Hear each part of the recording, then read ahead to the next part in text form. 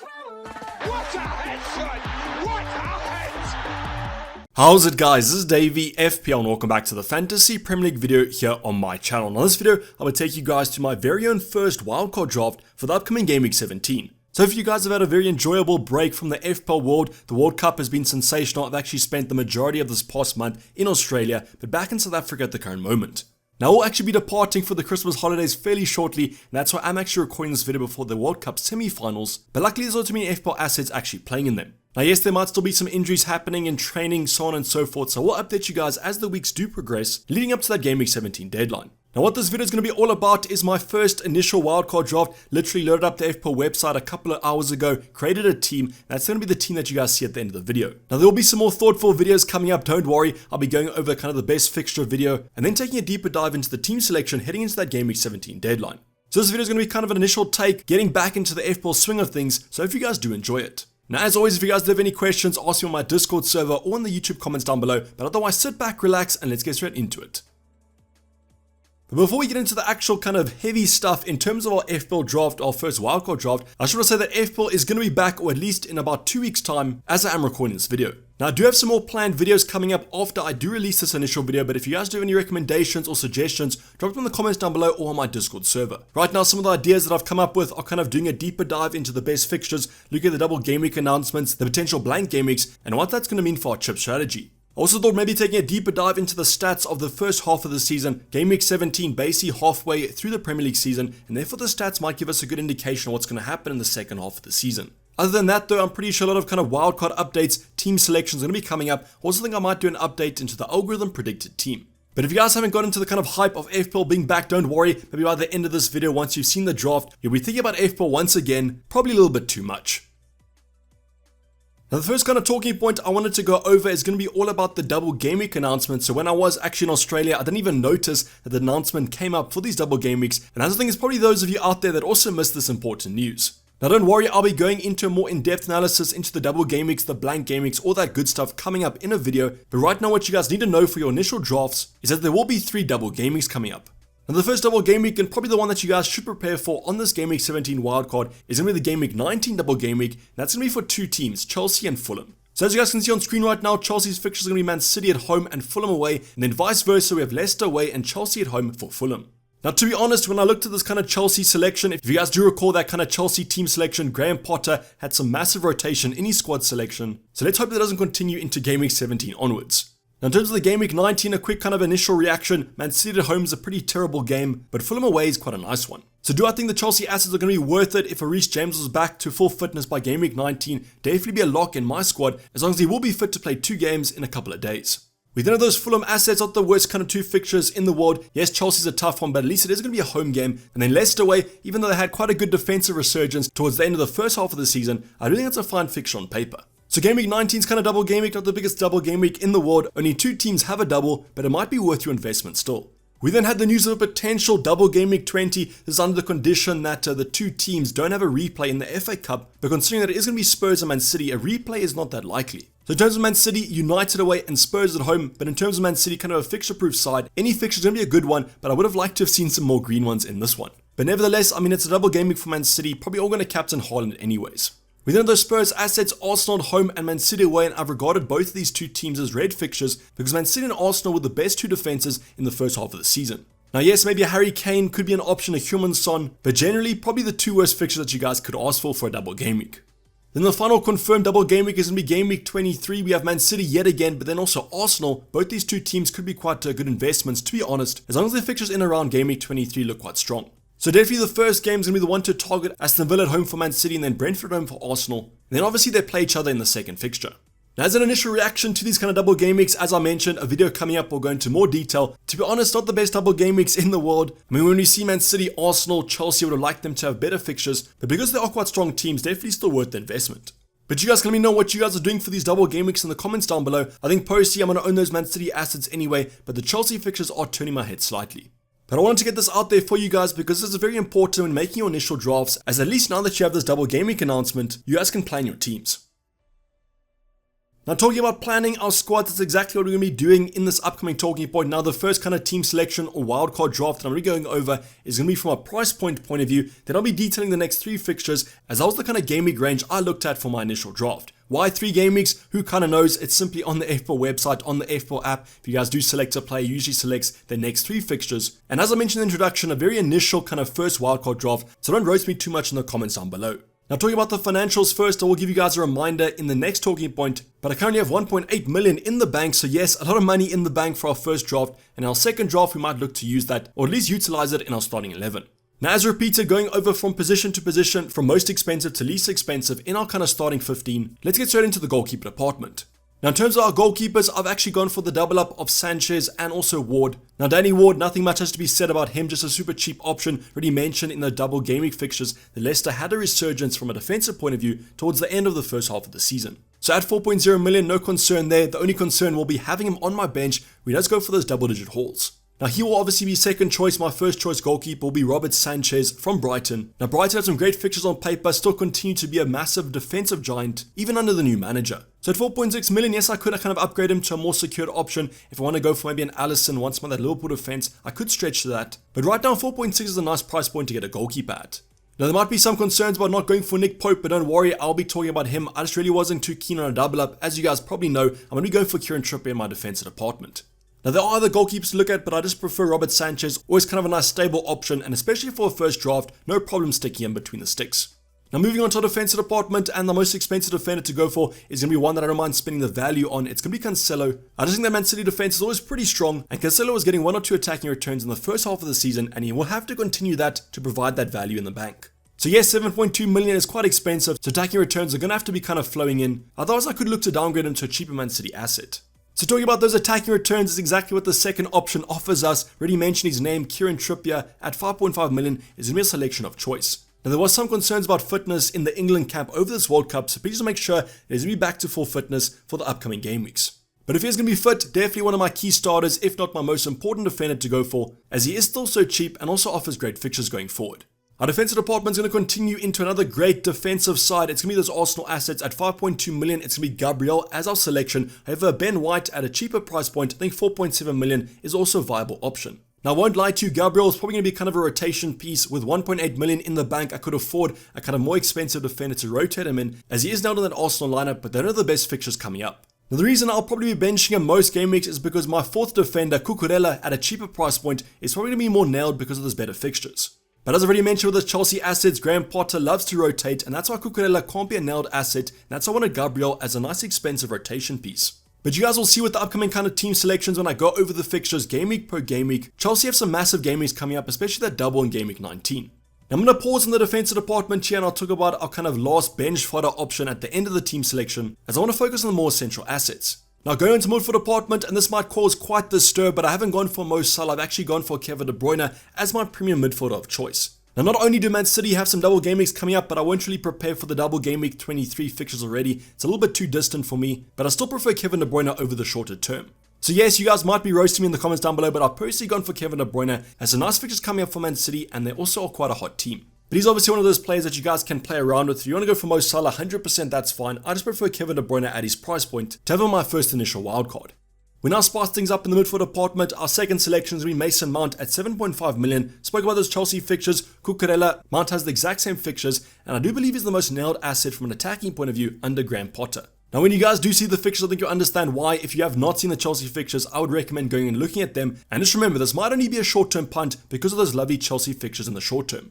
Now next midfield asset will be carried through from our Game Week 16 team, and it's going to be Wilfried Zaha at 7.4 million. Now I know what you guys might be thinking, why am I going for Wilfried Zaha? Was an absolute troll in the first half of the season, but don't worry, 2 lovely fixtures coming up for Crystal Palace, and he also is going to be a short-term punt. At his price point, offers us that flexibility. I want to have him for the next 2. Is still quite a talisman for Crystal Palace, and that's why I do have faith in him. But like Mason Mount, don't worry, don't rip your hair out too much. A short-term punt, and hopefully that's going to pay off.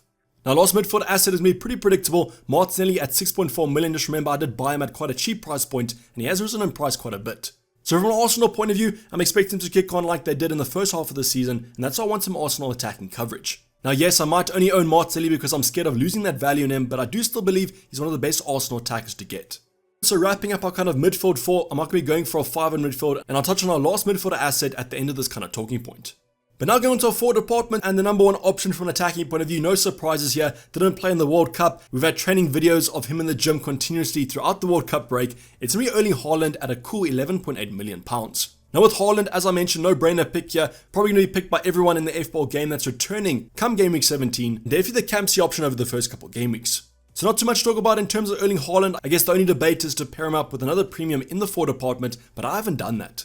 So the two forwards I've gone for, the first one is me Callum Wilson at 7.4 million, quite a cheap price point. Yes, he is currently kind of struggling with his fitness, but I do expect him to return come Game Week 17. Now, like Trippier, has great fixtures coming up for Newcastle, and I expect him to carry on like they did over the past couple game weeks, and that's going to bode well for Callum Wilson's attacking threat. But because I'm going for Newcastle attack, I guess there is the debate there why I'm not going for Almiron in better form, I guess, at a cheaper price point in the midfield department, but I still decided to go for Callum Wilson as the kind of talisman. Now, last forward of choice is if you're going to be a punt to go for, and that's why I've mentioned him last. It's going to be Anthony Martial at 6.7 million. So yes, I do know there might be some injury concerns about him, might not even be fit for Game Week 17 when it does arise, but I wanted to take a punt on a United attacker. Now, I do understand that Marcus Rashford is out there, I do understand that, but I just like the team structure slightly more with Anthony Martial as our third forward. But if your consideration to go for is Martial's not going to be fit for the upcoming game week, Rashford will probably come in with his lovely United fixtures coming up over the short term. I just wanted kind of a little bit of a punch here with this United attacker, and that's why I have gone for Martial, but as mentioned, I probably will rotate him out. But as you guys can see, I've left my kind of last two options on the bench. These will probably be my cheapest options to go for, and the reason I've left them is because with that 1.8 million in the bank, I could upgrade these assets, or I could just go cheap like I have. So the last two options to go for are going to be Neco Williams at 4.0 million, relatively cheap price point there. Yes, I know that he might be a rotation risk with Serge Aurier, but I still like him at that price point as I probably won't play him every single game week.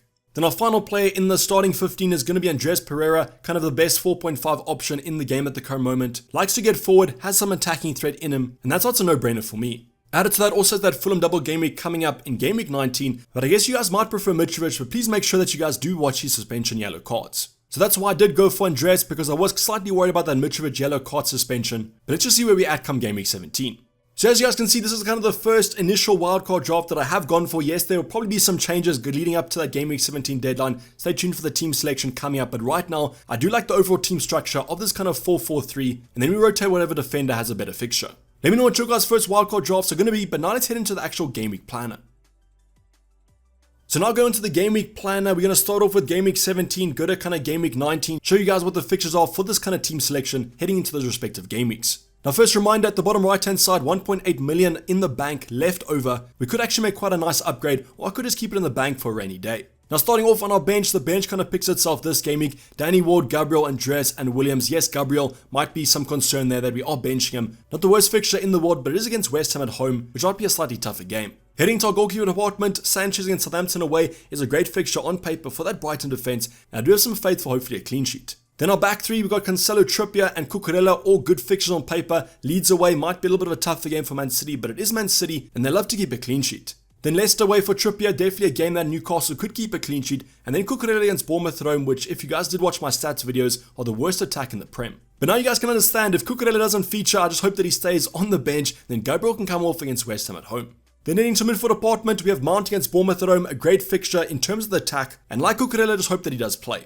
We know Kevin De Bruyne against Leeds away. It might be a tougher game. Leeds have actually played pretty well over the last couple of game weeks, but Man City are a different team. Then Martinelli has the same fixture as Gabriel, West Ham at home. West Ham had picked it up from a defensive point of view, but Arsenal's attack is simply outstanding. Then finally, Wilfried Zaha, kind of the reason why I have included him here. Fulham at home, great fixture on paper. So let's just hope that he doesn't get a yellow card or red card and rather sticks to the goals and assists. Then finally, heading on to our forward department, Haaland's probably going to be our captain. Let's be honest, everyone's probably going to captain him in Game Week 17. Leads away, great fixture on paper, and he has had a full rest. Within a Martial against Nottingham Forest at home, great fixture on paper. Hopefully United do start him, or at least he is going to be fit to start, so that could actually be a massive haul. And then finally, we do have Wilson against Leicester away. Leicester already mentioned Danny Ward and the resurgence of his clean sheets, but hopefully Callum Wilson can be fit and ready for this fixture.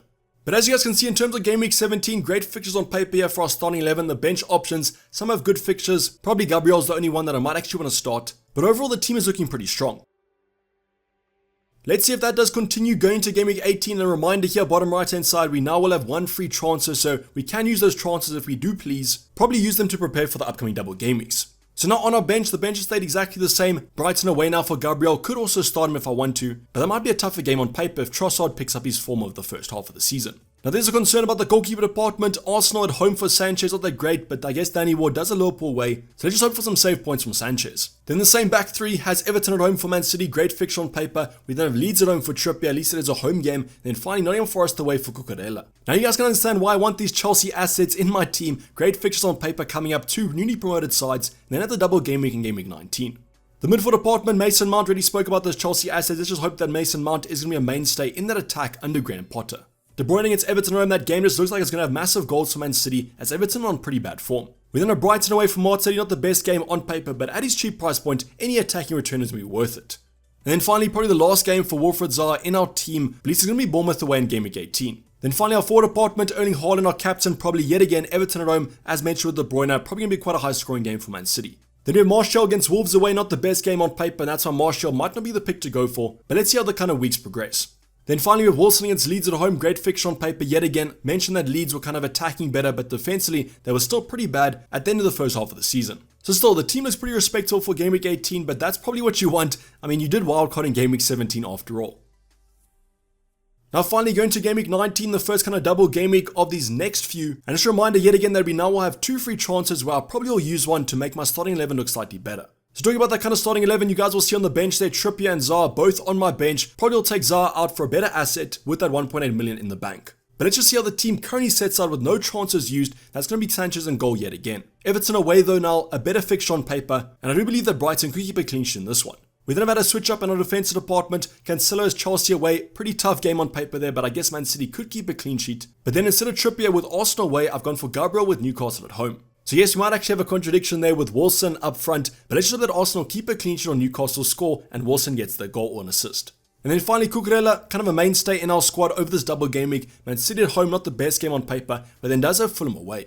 Continuing into midfield department, I've got the Campsey on Mason Mount currently, but I could always switch it around. I just picked him as my kind of only double game week attacker. But we do actually have Andreas Pereira, but I probably won't captain him with Leicester away and Chelsea at home. Then complete our midfield department when you have De Bruyne against Chelsea away might be kind of a game week to switch him out for, but just please remember in game week 20, Man City have a double game week. So we might just have to stick out this Chelsea away game, but I guess Man City could also do well in it, which probably will be first prize. We then have Martinelli with Newcastle home, pretty tough game on paper. Now you guys can understand why I do want an Arsenal asset, but a cheaper asset as their fixtures aren't too great. Then finally our forward line, we have Haaland against Chelsea away. Like De Bruyne and Cancelo, tougher game on paper, but that game week 20 double will probably prove worth it. We then have Martial against Bournemouth at home, great fixture on paper if Martial can stay fit over his opening 3 game weeks. And then finally Callum Wilson with Arsenal away. I think maybe the play to go for here is let's just check if Mitrovic will be suspended for the upcoming game week. Otherwise we could make the switch of Mitrovic in for Callum Wilson. Just please remember that this will be the team without the transfers made, 2 free transfers in the bank. So probably what will happen is Zaha out and then also maybe Callum Wilson. But what I wanted to show you here is that if you are planning your game week 17 wildcard or your initial wildcard draft, please plan for the upcoming double game weeks as I do think they might be worth it. But let me know in the comments down below what your wildcard drafts are looking like. What formation are you going for? What options are you going for? And are you going for 3 premiums, Salah, all that good stuff? Or are you sticking to something similar to my team?